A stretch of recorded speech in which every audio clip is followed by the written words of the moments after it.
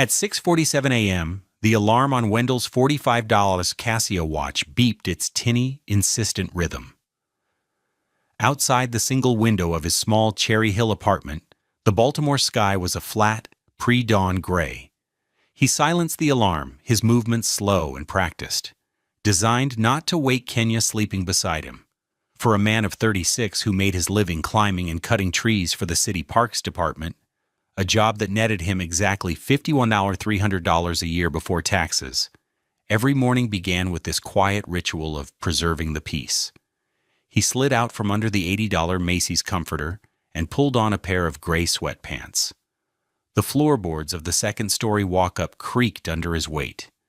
In the small kitchen, he measured out coffee grounds for his 10-year-old Mr. Coffee machine, a $25 appliance that had outlasted 2 cars.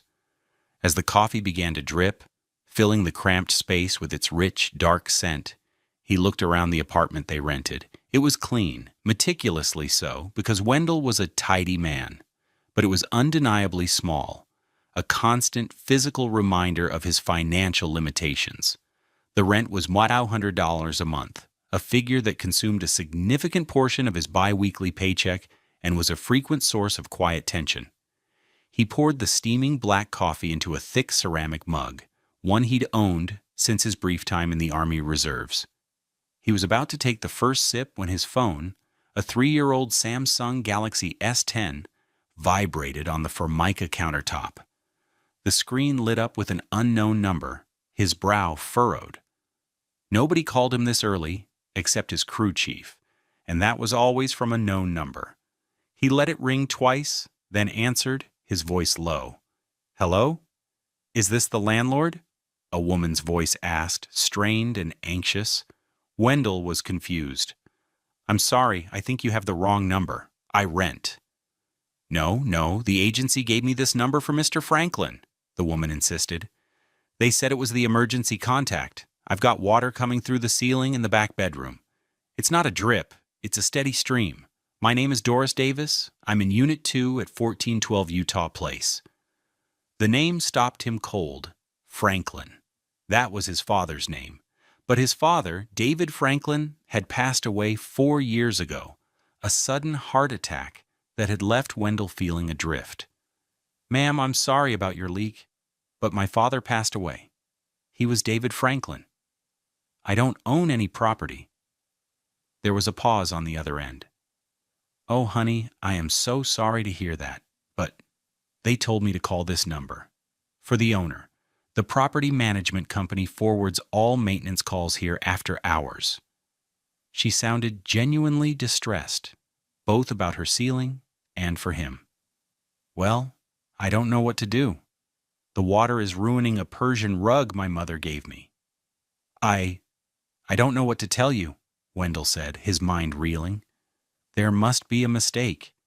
"I suppose so," she sighed, the sound of defeat traveling through the phone. "I'll try the main office again when they open. Sorry to have bothered you." She hung up. Wendell stood in his kitchen, the coffee forgotten in his hand. 1412 Utah Place. The address meant nothing to him, but the name, connected to a property, connected to his phone number, felt like a key turning in a lock he never knew existed.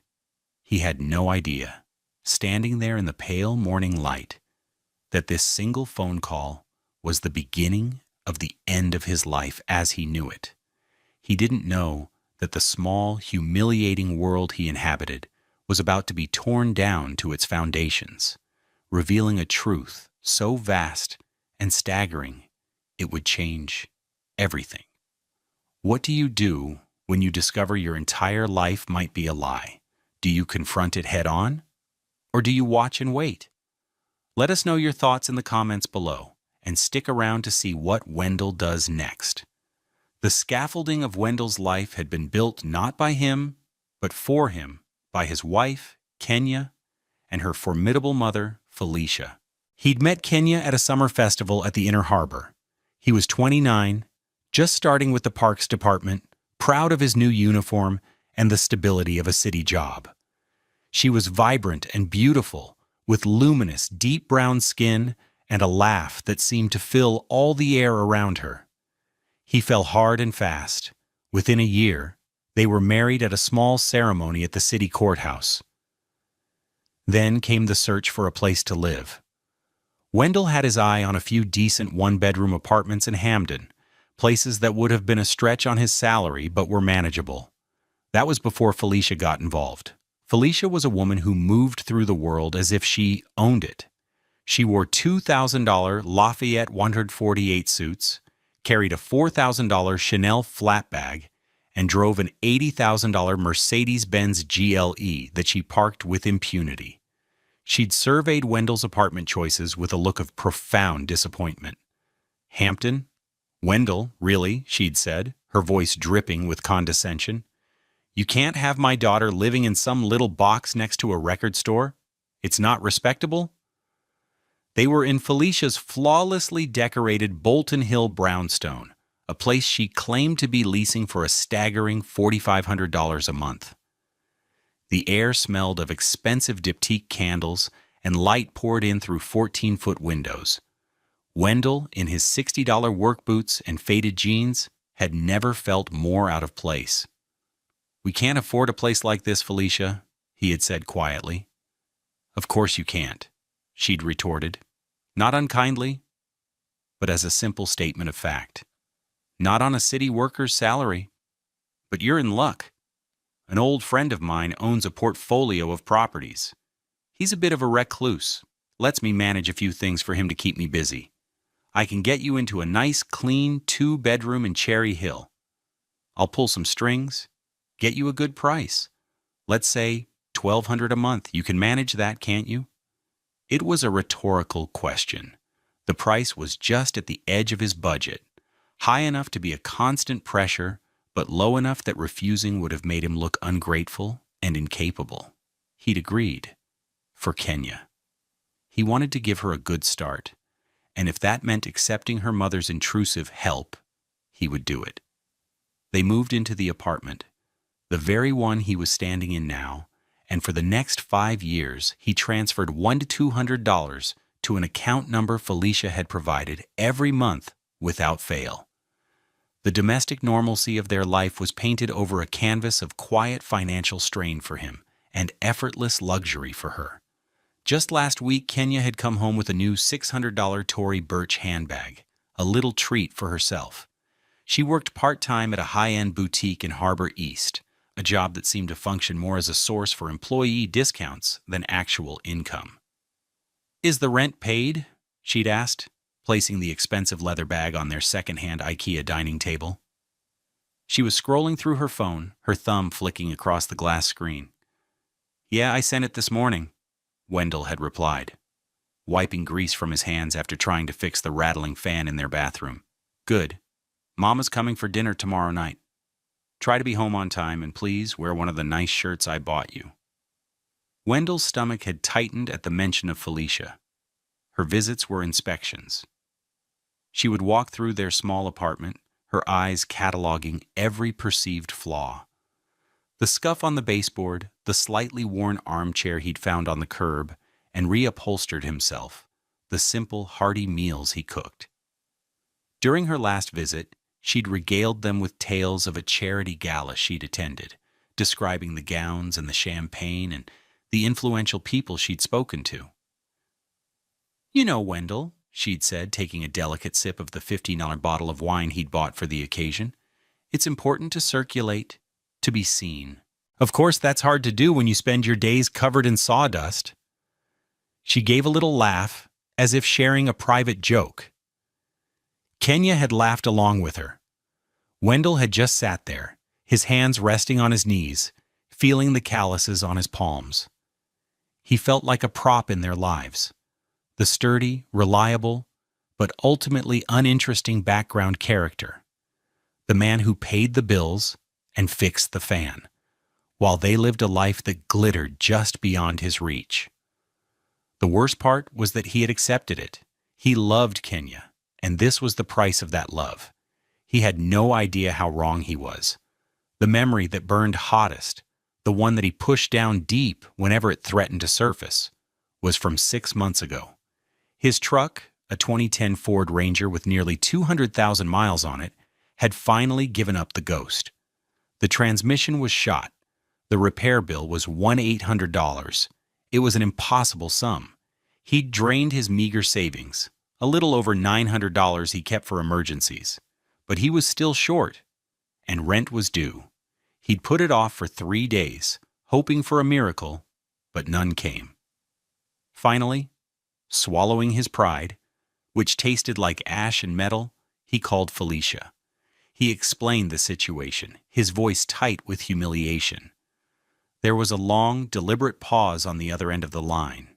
Then, Felicia's voice, smooth and amused. "Oh, is it that time again?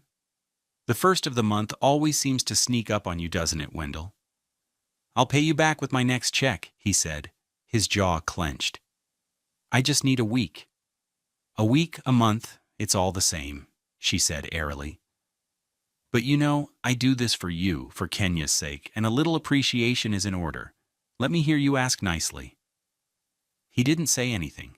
He could hear her breathing, waiting. "Come on, Wendell," she cooed, her voice taking on a sharp, cruel edge. "Beg me for the rent, like always. Say please, Felicia, I need your help. I can't afford my rent." He stood in the parking lot of the repair shop, the mechanic watching him from the garage bay. The shame was a physical force, pressing down on his chest, making it hard to breathe.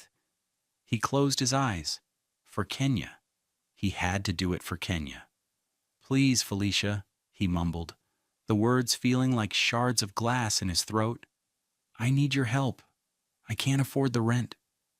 "There, was that so hard?" she'd chirped, her good humor seemingly restored. "Of course I'll cover it. Don't worry about a thing. I'll just tell the owner you're a little late. He's very understanding." She had transferred the money, and he had hated himself for it. He hated his weakness, his poverty. But most of all, he hated the flicker of triumph he'd heard in her voice. That memory was roaring in his ears now as he stood in the kitchen after the tenant's phone call. The past and present were colliding. The name Franklin, the address on Utah Place, the casual cruelty of his mother-in-law. Kenya wandered into the kitchen, stretching, her silk pajamas a whisper of expensive fabric against her skin. "Who was that on the phone so early?" she asked, yawning. "A wrong number," he said, watching her carefully. "A woman asking for the landlord, for an address on Utah Place." He held his breath. Kenya's face was a perfect, placid mask. She opened the refrigerator, pulling out a carton of orange juice. "Weird," she said, her voice muffled as she rummaged for a glass. "Scammers are getting bold these days." "She said the landlord's name was Franklin," he pressed, his voice even. Kenya stopped, the carton in her hand. She turned to him, a slight frown on her face. "Baby, there are probably 1,000 Franklins in the city." "Your dad wasn't the only one." She walked over and gave him a quick, dry kiss on the cheek. It was a gesture of dismissal, a pat on the head. "Don't worry about it. You're going to be late for work." She poured her juice and retreated to the living room, her attention already captured by the glowing screen of her phone. Wendell stood motionless. He had seen it. It was a flicker, a momentary tightening around her eyes, a stillness in her hands that lasted no more than a second. But he had seen it. She was lying. The cold knot of suspicion in his gut pulled tighter, becoming a certainty as cold and hard as steel. They were hiding something. He spent the day in a fog, high in the limbs of a century-old oak in Druid Hill Park, the chainsaw in his hands feeling unfamiliar and dangerous. His mind was miles away. Utah Place. Franklin. The pieces didn't fit. His father, David, had been a contractor, a good one. He ran a small two-man operation, mostly kitchen and bath remodels. He'd worked hard his whole life, his hands perpetually calloused and dusted with plaster. He lived in a modest row house in Pigtown, drove a beat-up Ford F-150, and his idea of a luxury was a new set of DeWalt tools. The idea that he was a landlord, a property owner, seemed preposterous. During his 30-minute lunch break, sitting in the cab of his patched-up Ranger, he pulled out his phone. His fingers, thick and clumsy on the small screen, typed 1412 Utah Place, Baltimore, MD, into the Google search bar. The images that filled the screen made him catch his breath. It was a magnificent 3-story brick row house in Bolton Hill, one of those historic homes with a marble stoop and ornate ironwork. A recent real estate listing glowed with professional photographs, gleaming hardwood floors, a gourmet kitchen with granite countertops, a rooftop deck with views of the city. The Zillow's estimate put its value at $650,000. The estimated monthly rent was $2,400. Wendell felt a wave of dizziness. $2,400 a month. That was double what he paid in rent. Who was collecting that money? He scrolled down, his heart hammering against his ribs, and found a link to the Baltimore City property tax records. He clicked it. A simple text-based government page loaded. Property address, 1412 Utah Place, Baltimore, MD 21217. Owner name, Franklin Properties, LLC. Franklin Properties, LLC. His father had never mentioned an LLC. He had left behind a will, a simple one-page document leaving everything he owned to Wendell, his only child. At the time, everything had consisted of the Pigtown house, which Wendell sold for a modest $140,000, the old F-150, and about $15,000 in a savings account. The lawyer who handled the simple probate had never mentioned an LLC. He typed Franklin Properties, LLC, Maryland, into the state's business entity search portal. The result came up instantly. Entity name, Franklin Properties, LLC. Status, active. Principal office, 1412 Utah Place, Baltimore, MD 21217. Resident agent, Felicia Mathis. Felicia, his mother-in-law. Her name was right there, in black and white, linked to his father's company. A roaring sound filled his ears. She wasn't just managing a property for a friend. She was the resident agent of his father's company, a company that owned a $650,000 house. What she didn't know was that by putting his phone number as the emergency contact, she had made a critical mistake.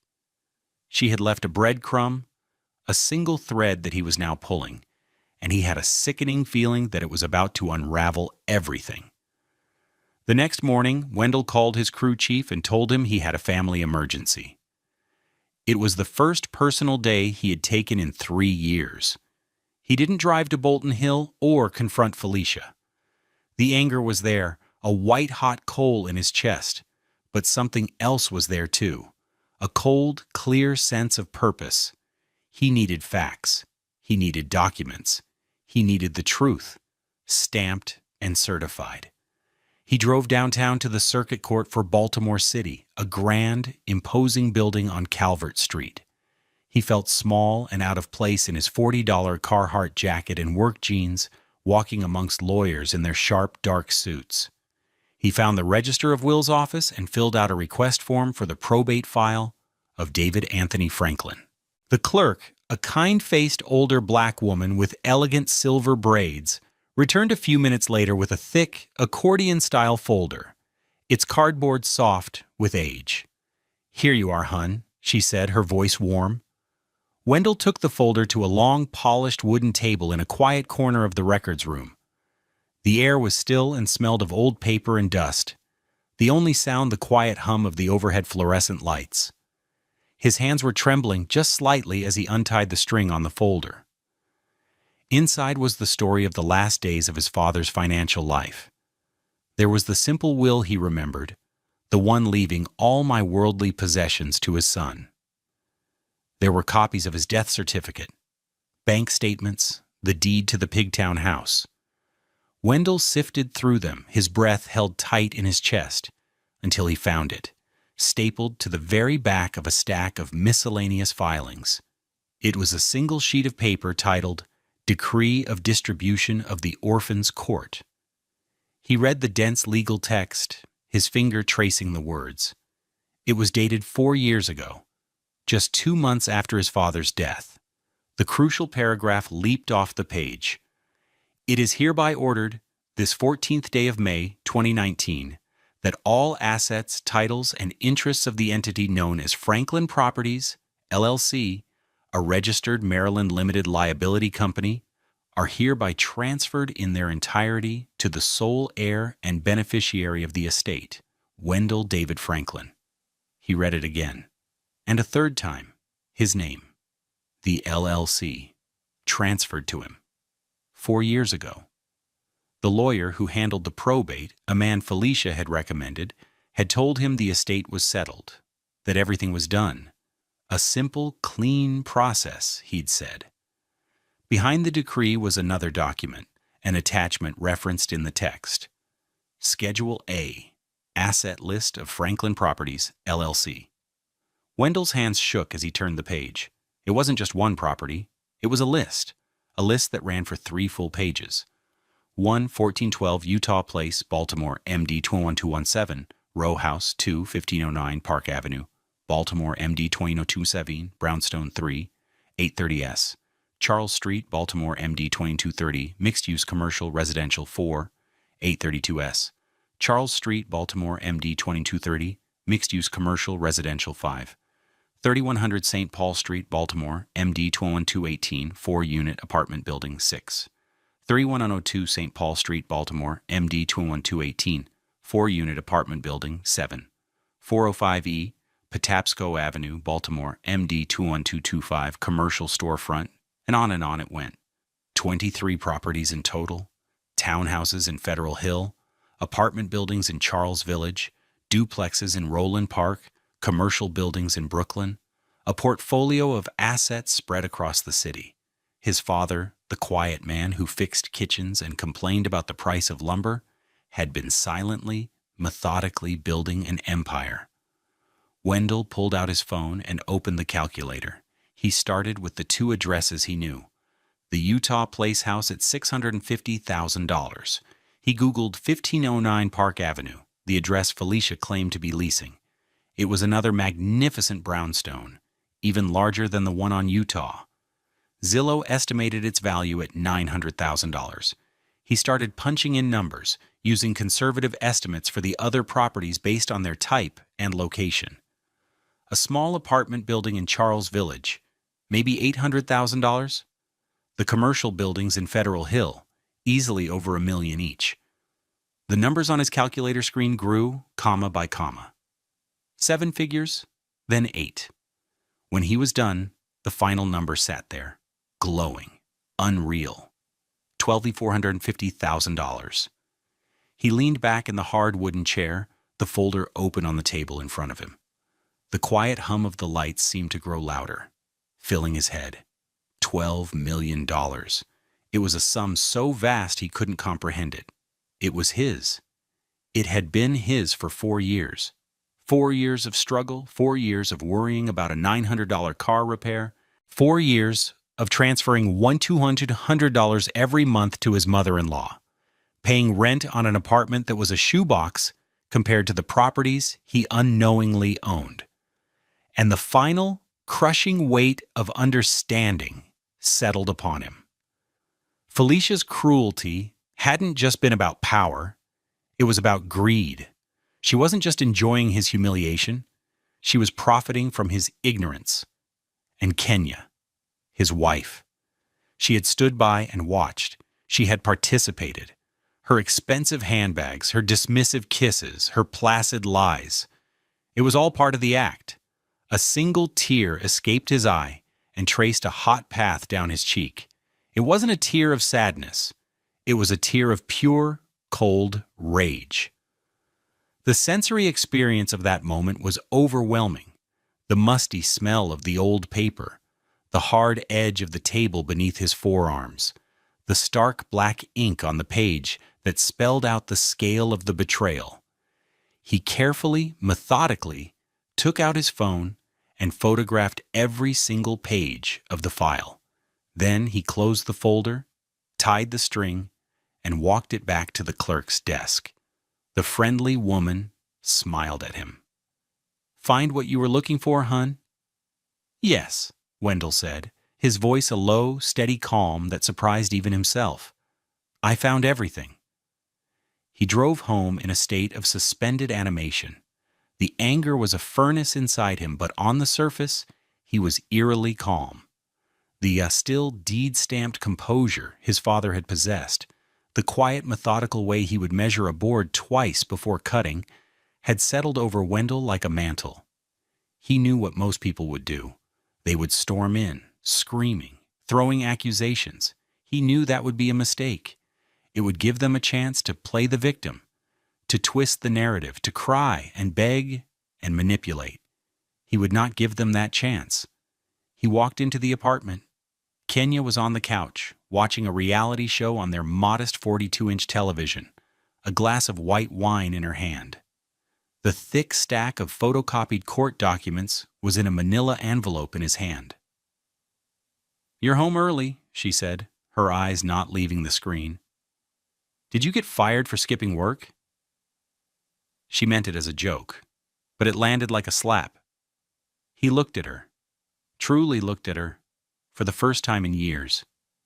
He saw the expensive highlights in her hair, the $150 athleisure set she wore just to lounge around the house, the casual entitlement in her posture. He was looking at a stranger who had conspired with her mother to defraud him, to keep him small and struggling while they lived off his inheritance. He wanted to throw the envelope at her feet. He wanted to see the look on her face when she realized the game was over. But he held back. Not yet. The time for confrontation would come, but it would be on his terms. In a way, they could not escape. "Just felt tired," he said, his voice flat. He walked past her into the bedroom and pulled his old army footlocker from the back of the closet. He placed the manila envelope inside, next to his service medals and his father's old watch. He closed the lid and clicked the heavy brass padlock shut. The sound was definitive, final.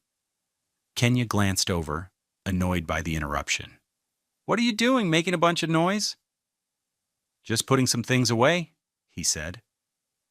He went into the kitchen and started washing the dishes from breakfast. He moved with a deliberate, unhurried pace. He could feel her eyes on him, a flicker of curiosity, maybe even suspicion. He ignored it. He was playing a new role now, the unsuspecting husband, and he would play it perfectly until he had every piece of evidence he needed. A few days later, he made a decision. He needed to see their faces when they lied. He needed one more piece of confirmation before he acted. He texted Kenya from work. "Hey, I got a small safety bonus, $200. Let me take you and your mom out to dinner tonight to celebrate. My treat. Let's go to the food market in Hampton." It was a step up from their usual, a place that cost more than he would ever normally spend. The bait was set. Kenya's reply was almost instantaneous. "OMG, really? That's great, baby. Mama will be so excited. See you at 7. That evening, he sat across from them in the bustling, trendy restaurant. Felicia was in her element, surveying the room, while Kenya took selfies for her Instagram. Wendell, in a new $70 button-down shirt Kenya had insisted he buy, felt like he was watching a movie of his own life. "A safety bonus?" Felicia said, raising a perfectly sculpted eyebrow as she perused the wine list. "How quaint." "What did you do? Remember to wear your hard hat?" "Something like that," Wendell said calmly. He waited until their $60 bottle of Sauvignon Blanc had been poured, and they were deciding on appetizers. Then he dropped the line he had been rehearsing all day. "You know, the strangest thing happened," he began, swirling the wine in his glass. "That woman who called the other day about the leaky pipe, the one from Utah Place, she actually called back, left a message, said her name was Doris Davis, and that she was so sorry to hear about my father passing, because he was always such a good landlord." He watched them over the rim of his glass. It happened just as he knew it would. Kenya, who was about to take a sip of wine, froze. Her glass stopped halfway to her lips. Her eyes, wide and suddenly panicked, darted to her mother. Felicia, a more practiced liar, recovered faster. She let out a sharp, dismissive laugh. "A good landlord? Wendell, your father fixed sinks for a living. He wouldn't know a rental agreement from a grocery list." The woman is clearly confused. "There are lots of Franklins in Baltimore. You think you're the only one? Don't get any grand ideas." Her words were sharp, designed to cut him down, to put him back in his place. "You're probably right," Wendell said, taking a placid sip of his wine. But he had seen it. The shared look of panic, the frantic, silent communication that passed between them in a microsecond. The lie was no longer a suspicion. It was a confirmed fact, served up alongside their $18 calamari appetizer. They knew. They both knew everything. And they thought he was a fool. They had no idea what was coming. The following Monday, Wendell took another personal day. This time he wasn't going to the courthouse. He was going to war. He had spent the entire weekend online, researching. He wasn't looking for divorce lawyers. He was looking for sharks. He found her in the profile of a downtown firm housed in one of the gleaming glass towers that overlooked the inner harbor. Her name was Avery Jordan. Her biography was formidable. University of Virginia School of Law, specialization in complex probate litigation and real estate fraud, a string of multi-million-dollar case victories. Her photo showed a sharp, intelligent black woman in her late 40s with a no-nonsense expression. Her hourly rate was listed at $750. A month ago, that figure would have made him choke. Now it was just a number. He called her office at 9 a.m. and to his surprise was put right through. He explained the situation in calm, concise terms. He had the probate decree, the asset list, the evidence of his mother-in-law as resident agent. "Can you be here at 1 o'clock?" Avery Jordan asked, her voice crisp and professional. At 1 o'clock, Wendell sat across from her in a conference room on the 34th floor. The view of the city was panoramic, godlike. He felt 1,000,000 miles away from the man who trimmed trees in Patterson Park. He had brought the footlocker with him. He opened it and laid the contents on the polished mahogany table. The photocopied probate file, the printouts from the state business portal, and a new edition. A spiral notebook in which he had meticulously detailed his findings. He had created a spreadsheet. "This is 1412 Utah Place," he said, pointing to the first line. "Zillow estimates the rent at $2,400 a month. The tenant, Miss Davis, has been there for the entire 4 years since my father died. That's 48 months. Total rent collected by Felicia Mathis, $115,200. He turned the page. "This is 1509 Park Avenue. This is where Felicia lives. According to public records, it's owned by Franklin Properties, LLC. She's been living there for at least 5 years. A comparable lease in that building is $4,500 a month. That's 48 months of unpaid rent since the property became mine. Total arrears, $216,000. He continued, property by property, outlining the potential income that had been stolen or squandered. He had bank statements showing the $1,200 rent payments he himself had made to Felicia every month for 5 years. Total, $72,000. Avery Jordan listened, her expression unreadable. She examined the documents, her sharp eyes missing nothing. When he was finished, she leaned back in her expensive leather chair. She looked at him, a flicker of admiration in her eyes. "Mr. Franklin," she said, her voice holding a new note of respect. "I've been doing this for 20 years. Most people would have come in here screaming, crying, demanding revenge. You've come in here with a fully prepared case file. Your composure is remarkable." "My father was a deliberate man," Wendell said quietly.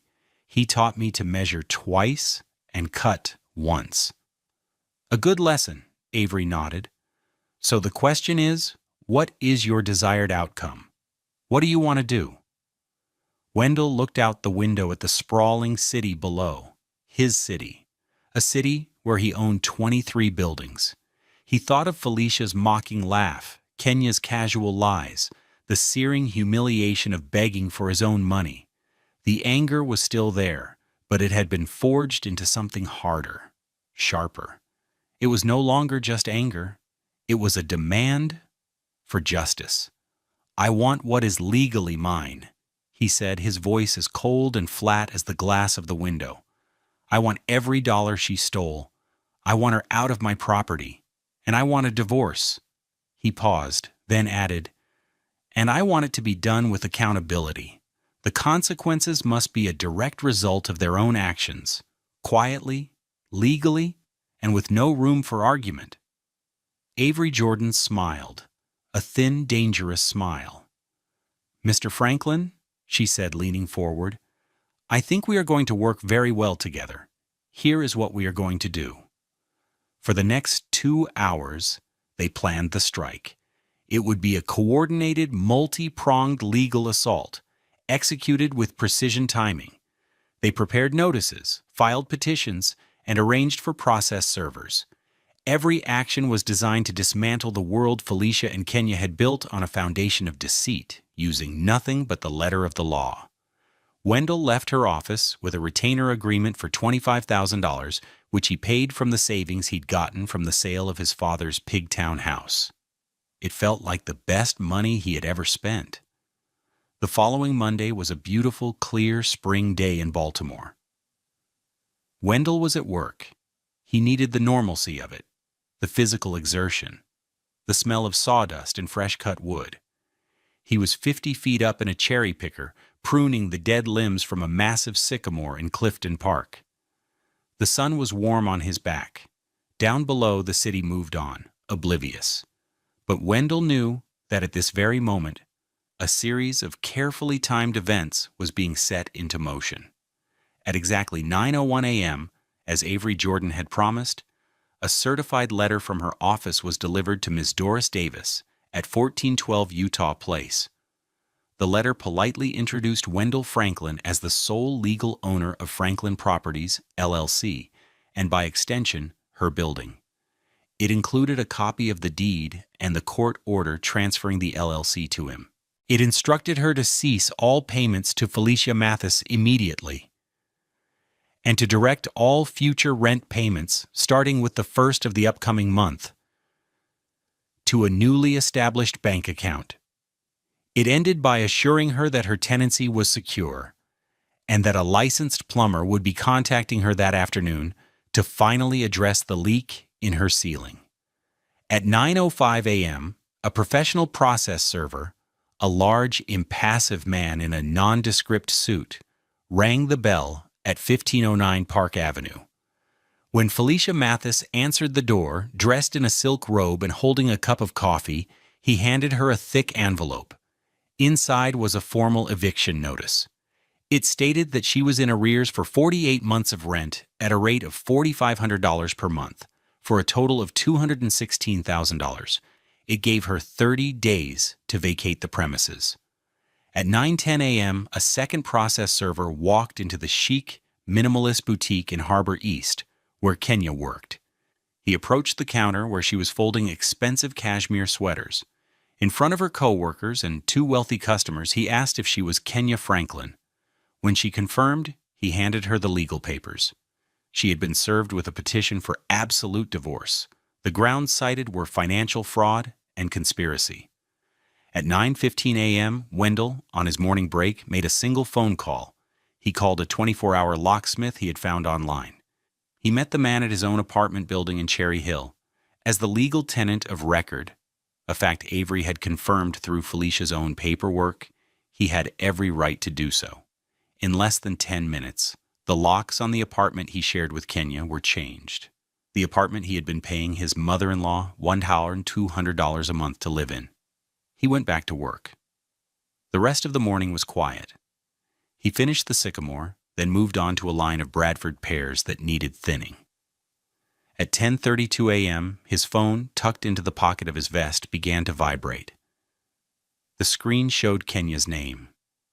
He looked at it for a moment, then pressed the button to ignore the call and send it to voicemail. He took a deep breath. The blowback was beginning. A minute later, a notification popped up. New voicemail. He didn't listen to it yet.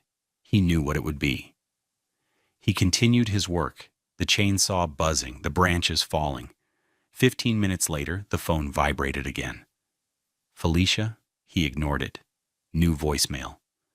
The calls came one after another for the rest of the day. Kenya. Felicia. Kenya again. An unknown number that was probably one of Felicia's friends. He ignored them all. He let the voicemails pile up, a digital record of their unraveling. At lunch, sitting in his truck, he finally allowed himself to listen. He pressed play on the first message from Kenya. Her voice was a high-pitched shriek of disbelief and fury. "Wendell, what is this? What have you done? They served me with divorce papers at my job? At my job? In front of everyone. You call me back right now. This isn't funny. Some lawyer is saying you own everything? This is a mistake. You need to fix this, Wendell. You fix it now." He deleted the message and played the next one. Felicia. Her voice was not hysterical.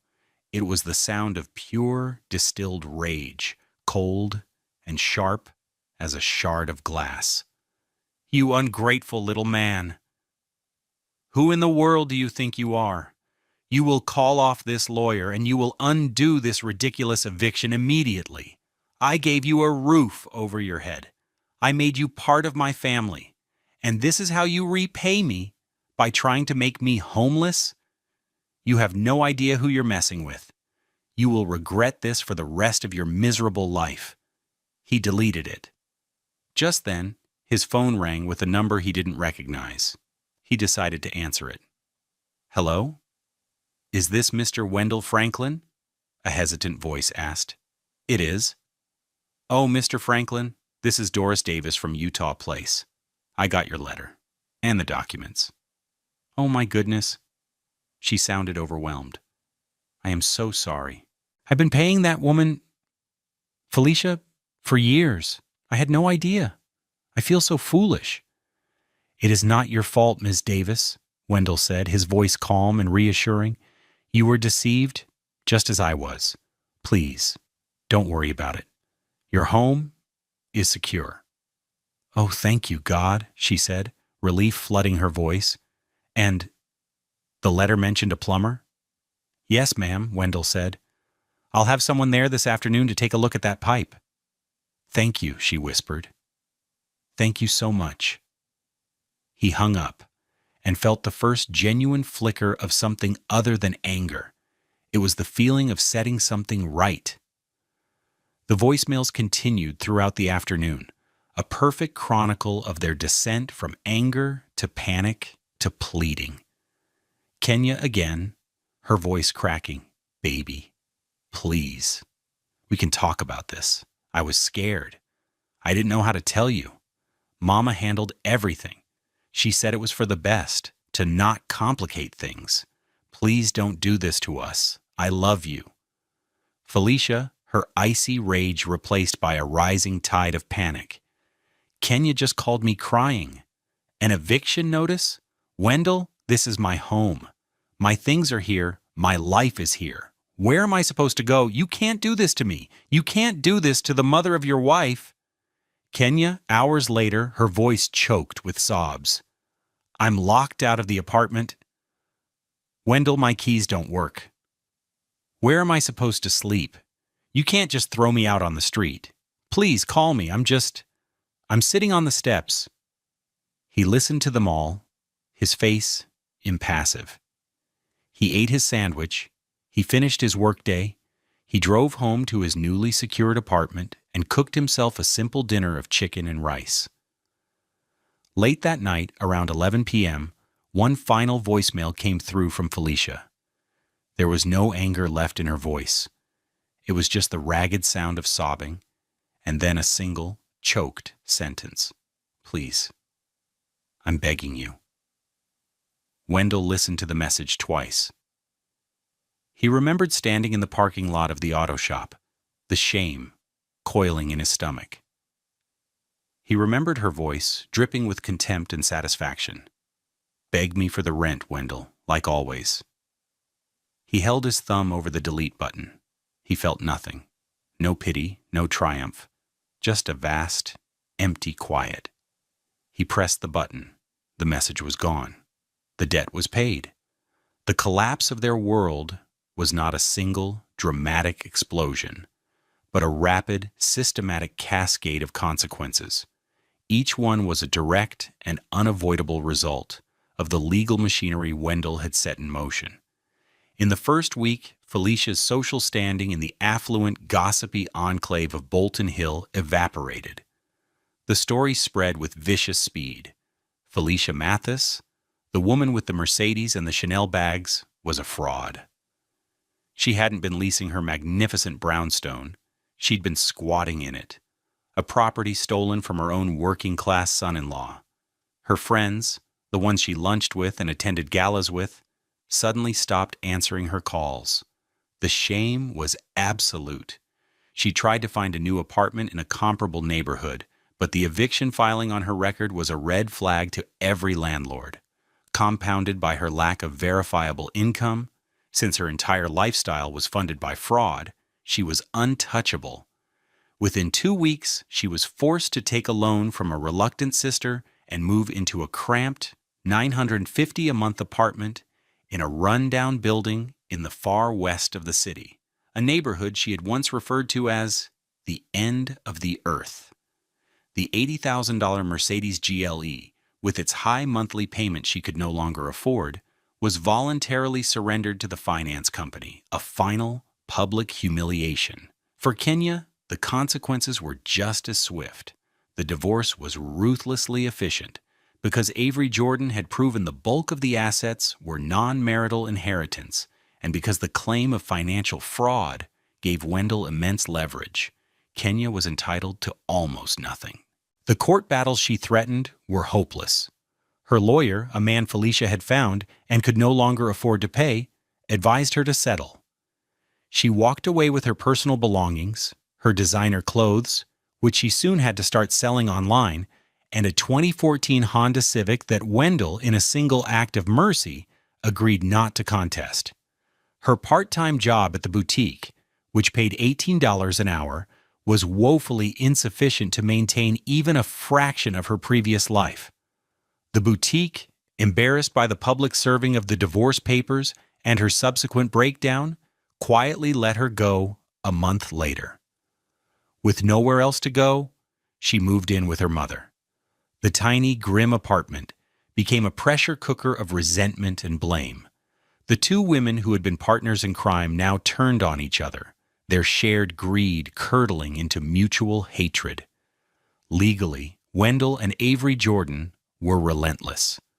They filed a civil suit against Felicia for the $115,200 in rent she had collected from 1412 Utah Place, plus another $24,000 in interest and legal fees.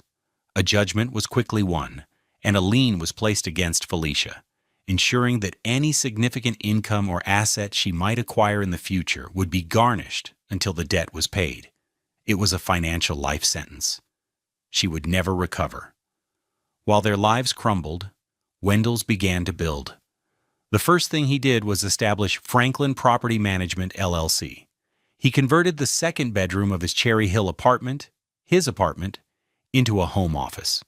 He bought a new $1,500 Dell computer, a printer, and filing cabinets.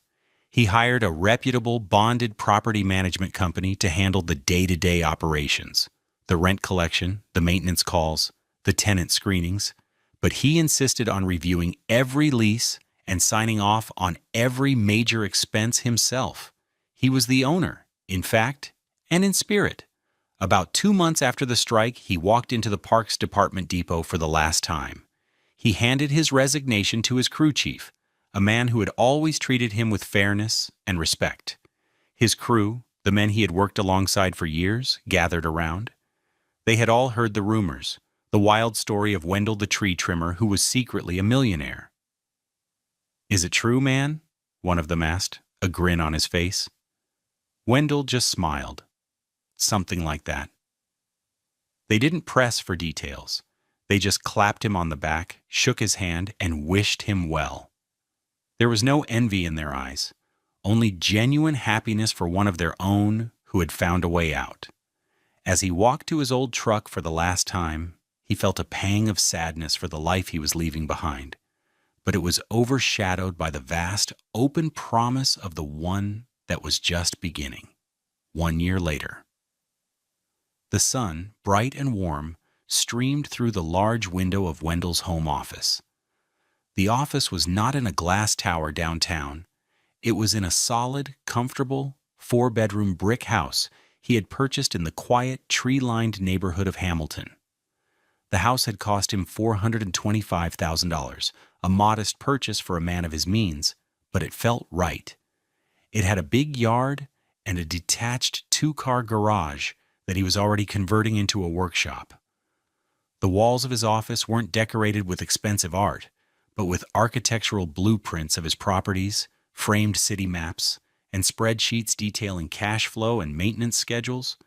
He was on the phone, a new iPhone 14, but his voice was the same as it had always been, calm, steady, and clear. "Yeah, Marcus, we'll meet at the Druid Hill site on Saturday morning," he was saying. "I want to show you how to properly assess foundation rot on those old structures. Bring your boots." Marcus was one of 2 young men Wendell had hired from his old neighborhood in Cherry Hill.